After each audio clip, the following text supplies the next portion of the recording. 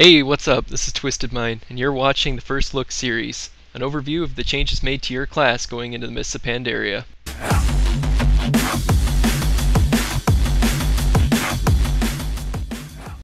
Mages of all specs will now notice that their Arcane Brilliance increases the raid's spell power by 10%, and it also increases the raid's critical strike chance by 5%. Also notice that your 1 minute summon up food cakes now doesn't cost any reagents, neither does all of your portals or teleports, so no more need to fill up your bag with those useless powders and runes. Your conjure refreshment table also doesn't need party members anymore to summon it. There were lots of changes to your armors. First of all, they all now have a cast time. This cast time can be reduced, but it will never be an instant cast. With the glyph, also notice that they now do different effects. Frost armor is the one that gives you 5% spell haste. Your mage armor now gives a flat mastery bonus, and your fire or molten armor gives you a critical strike bonus. In PvE, essentially what you want to do is match the armor to the appropriate spec. However, since they do different things defensively, you can switch them up in PvP. It's not as punishing as if you interrupt your evocate anymore thanks to the changes, and you can also still glyph for it to heal you if you choose. You'll notice now that Flame Strike has a cast time and a cooldown now, even when you're spec'd fire. If you are fire, it does provide a slow, but note that one of the changes going forward is that all of these spells have nothing to do with our mastery, so you can pretty much cast Frost, Fire, or Arcane regardless of what spec you are, so work these new AoEs in your rotation. Note that your Blizzard, however, as a baseline, does have that slow attached to it. Mages of all specs will now see that they all have access to their Deep Freeze ability, but it no longer does damage to the unstunnable. And also notice as a baseline, all mages have that Shatter ability, so you can set up Shatter combos with all specs, not just Frost. Also, your counterspell has been reduced to a 6-second silence, but note that all mages as a baseline have improved counterspell. Also notice that mages of all specs have Frost Fire Bolt regardless, and it also will slow regardless of spec, so all mages can have a slow nuke. And also note that your Ice Lance now does quadruple damage against a frozen target, so you can set up these shatter combos in all specs and have a really powerful strong Ice Lance regardless as well. Your invisibility is now on a 5-minute cooldown, but it can be tweaked around in talents. You can do different things, so I can see why they upped the cooldown to it. And mages also now have this passive called Nether Attunement, which scales your regen with your haste levels. Currently, in the world of fixed mana pools, the way it's scaling is like per point of haste percentage, it will also scale your mana regen by that 1%. So it's still, it's essentially there to make sure that you don't go casting your nukes. So make sure you still have mana gems at all times. At level 75, you have a really critical decision to make in your talents. Essentially, you're going to get one of these bomb talents, and these bombs are always going to try to take a priority and 100% uptime in your respective rotations, regardless of what you're spec'd. Essentially, in a single target DPS or a 2-target DPS fight, Nether Tempest is proving to be the most DPS, and it's a dot, so you want to clip it at the end of its duration. Living Bomb is doing the best on 3 to 6 target level fights, and also you still want to let it fall off before refreshing it. And your Frost Bomb, you want to spam off cooldown, but it has a little bit more control with its slow, and it's doing best on 6 or more targets. I would highly recommend, regardless of spec, you glyph this Glyph of Fire Blast as well. And you can play with spreading your bombs across all the specs, not just fire. Speaking of fire, one of the goals that the devs had going into this expansion was to make fire less dependent on the crits and RNG, and they did a good job of it. For your core abilities, you still want to spam Firebolt as your primary nuke. However, note that there is a glyph for Frost Firebolt, which will reduce its cast time to match the Firebolt, so you can pretty much pick and choose which nuke you want, but I just suggest freeing up the glyph slot and staying with the Fireball cast. And you still want to fling an instant Pyroblast when you get the Pyroblast proc from 2 Fireball crits. And like I said before, you want to keep that bomb, whatever bomb you pick at 75, at 100% uptime. In this spec, it's enforced by this Pyromaniac passive. For the purposes of demonstrating each bomb in this particular in this section, I took Living Bomb, but keep in mind single targets, you still want that Nether Tempest spell instead.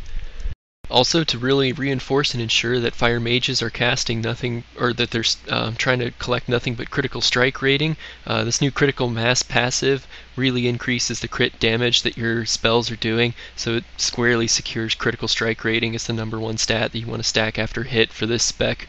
And this is also the big bursty spec. That's actually looking to be pretty competitive with Frost and PvP now, thanks to that Shatter as a baseline.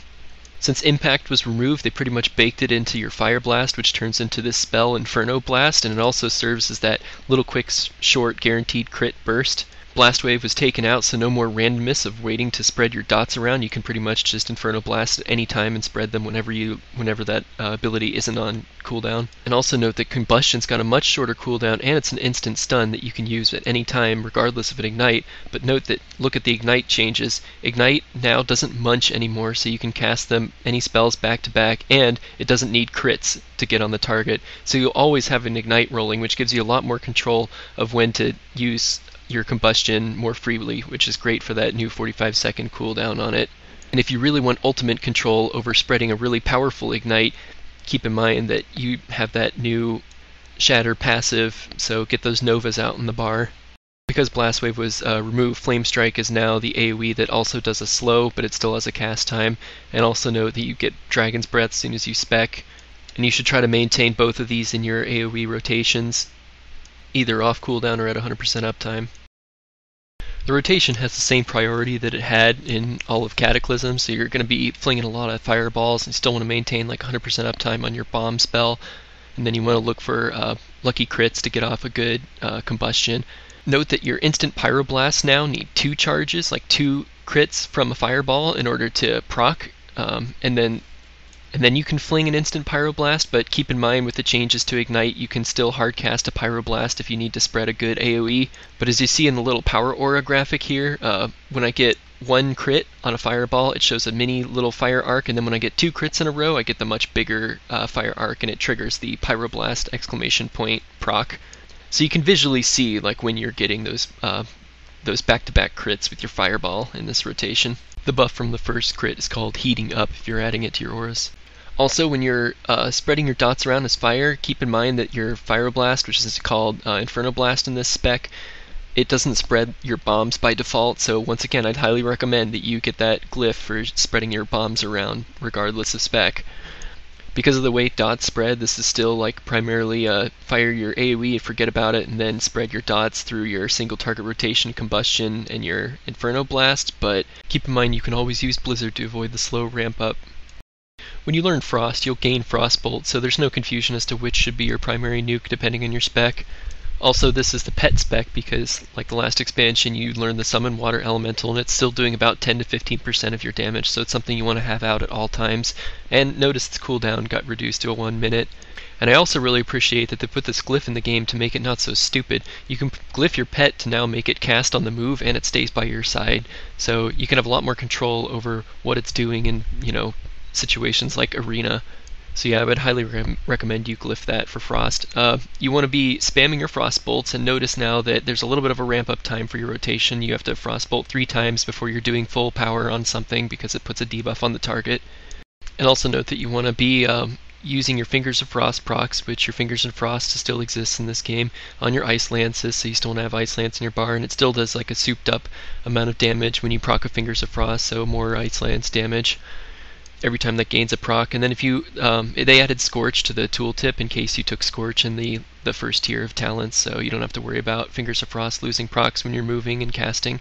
And also note that Frostfire Bolt is still here in this spec, and it still procs off of Brain Freeze, but here's the thing with Brain Freeze.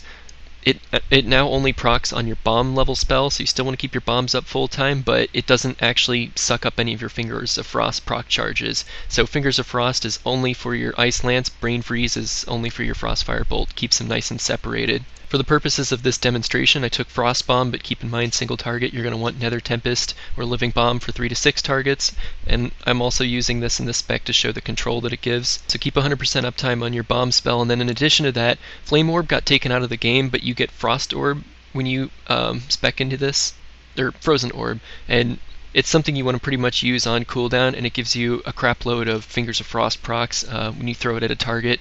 Your other DPS cooldown that you get is Icy Veins. You can glyph for Icy Veins to spread out instead of like doing haste, it'll spread out your nukes into a series of nukes, so it's really good for setting up with shatter combos during those Icy Veins. That's kind of why that glyph exists. The other 2 glyphs for DPS increase their duration and their cooldown, so this one's a little bit different.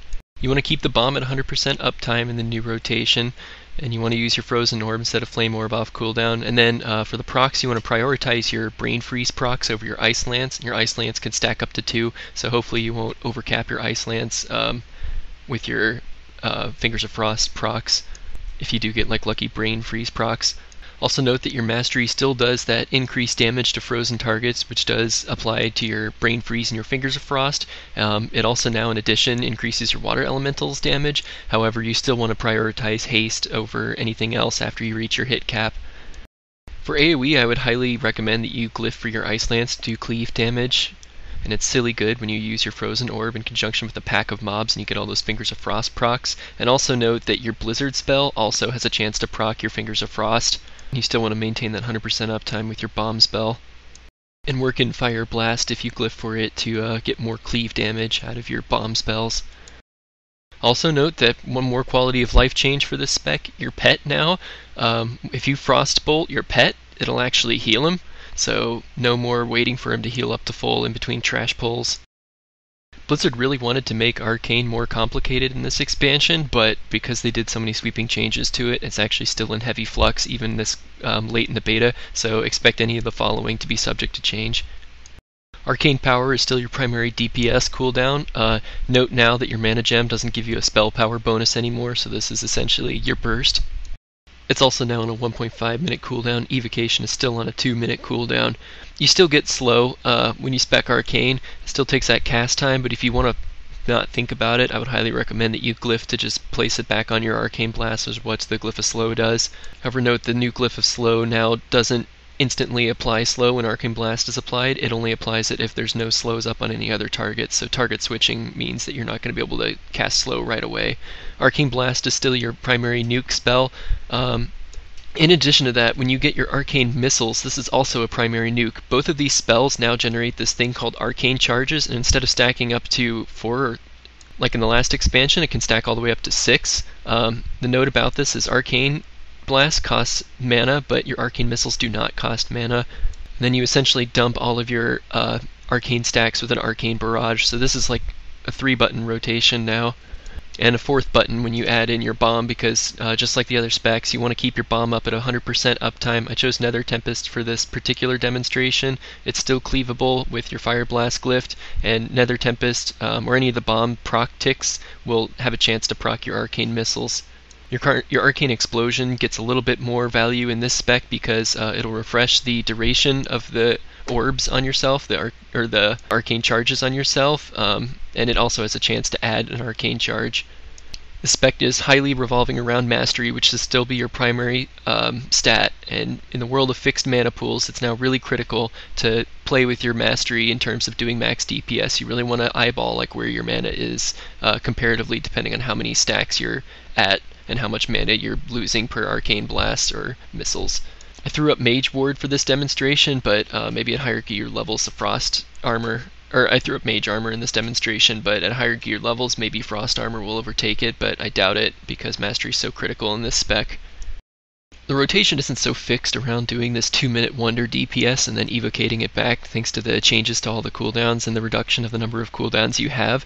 So more or less this spec now is completely dependent on how well you are at managing your mana and your Arcane Charges. As you can see here, I'm getting my Arcane Charges stacked with my Arcane Blast, and then I'm dumping them with my Arcane Barrage. Arcane Missiles, since they cost no mana and they're the same cast time as Arcane Blast, regardless of how many charges you have, you will always want to prioritize them first above Arcane Blast. However, there is a small little bit of a skill cap involved here because your Arcane Missiles can stack up to 2 procs, and theoretically if you're sitting at say like 4 Arcane Charges and your mana's sitting tight and like really high at maybe say 90%, you could potentially cast another Arcane Blast or 2 and then sit at 6 Arcane Charges and then cast 2 missiles in a row and doing more damage with that, or not more damage but more burst. So you can have controlled burst, however early sims are saying that you pretty much still want to use Arcane Missiles as soon as they proc and just prioritize them above anything else to do max DPS. If you screw up and dip too low in your percentage for your mana, you want to keep a full stack of Mana Gems on you at all times, and I'd highly recommend that you glyph for it to have 10 charges. And like Evocate, it's kind of a DPS cooldown. There's also no more fixed rotation. It's not as easy as just like no matter what, spam Arcane Blast 4 times and then dump. Depending on your gear levels and depending on your mastery, you really want to change up the rotation. Like I found it hard to sustain like a full mana bar at 6 charges, so maybe at early gear levels we're probably looking at more like 4 charges to try to keep our mana high or something. However, if you get more arcane missile procs and you get lucky, you might want to drop it up to. You might want to go all the way up to 6 charges because you'll gain those additional charges and you'll be regenning mana while your missiles are costing no mana and you're spending them to get an extra charge. So it requires you to be really reactive with the percentage of your mana bar. If you don't have a mana bar add-on, I would highly recommend that you get one now going in forward if you're going to play Arcane to show at least your mana percentage. Your AoE also becomes this silly little mini game because you can generate charges, but it's at a fixed 30% per arcane explosion, so it's kind of random depending on how many charges you have. And then the number of charges is also equal to the number of targets you're going to hit when you dump them off with an arcane barrage. So you need to count the number of targets that you're AoEing and then dump them at the appropriate charge level, respectively. I thought it was a little more frustrating because your arcane explosion does seem to drain your mana fairly fast. And the randomness of these arcane charge generators is also like out of your control, but keep in mind that you do have some consistent AoE going with your bombs that you should have 100% uptime on, and if you need just something sustained, you can always drop your Flame Pillar or your Blizzard instead.